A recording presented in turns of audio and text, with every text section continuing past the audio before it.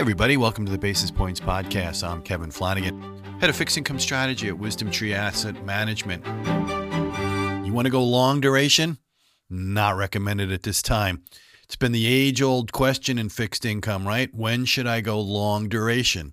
And over the last 2 years, this has been an ongoing query for investors. And more recently, with the Fed resuming rate cuts, it's come on back to the front burner for sure. But, in my opinion, when trying to determine where yields may be going, one should start at the cornerstone for rates. That's the macro and Fed landscape. And our baseline case looks for the U.S. economy to continue on a modest, moderate growth path, with inflation proving to be sticky, but not yet impacted in a meaningful way by tariffs. And the Fed is still highlighting the potential employment risks of their dual mandate, but other voting members appear to be throwing some caution for another rate cut this year. And then post-shutdown, we'll see how the jobs data fare for 2026 in terms of monetary policy decision-making. So what's a fair trading range for the Treasury 10-year without a recession? Now, trading activity has been rather volatile over the last 2 years, with large absolute yield level movements occurring, roughly 100 basis point swings from highs and lows. And that's come against the backdrop of a broader sawtooth pattern.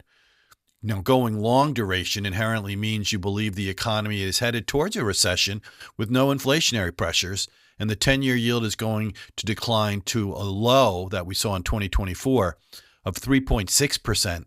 That's at a minimum. And the economic backdrop of moderate growth and no meaningful upward price pressures, in our opinion, puts the 10-year Treasury yield in a fair trading range of 4 to 4.5%.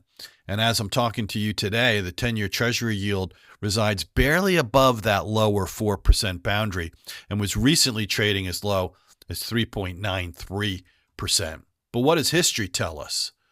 Although the Treasury yield curve is uninverted, it remains historically flat.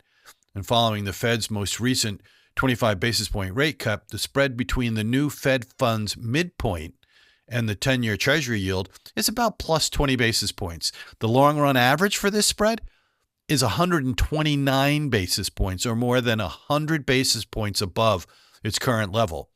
Now, a widening in this Fed funds 10-year Treasury spread to, say, less than half or roughly half of its long-term average, that could place the 10-year yield in the 4.5 to 4.75 range. So I think the bottom line here is, given the track record for long duration over the last 2-year period, as well as our macro outlook and relative value analysis, we would recommend holding off on the going long duration trade. So I'm going to end it there. Have a great rest of the week, everybody, and be well.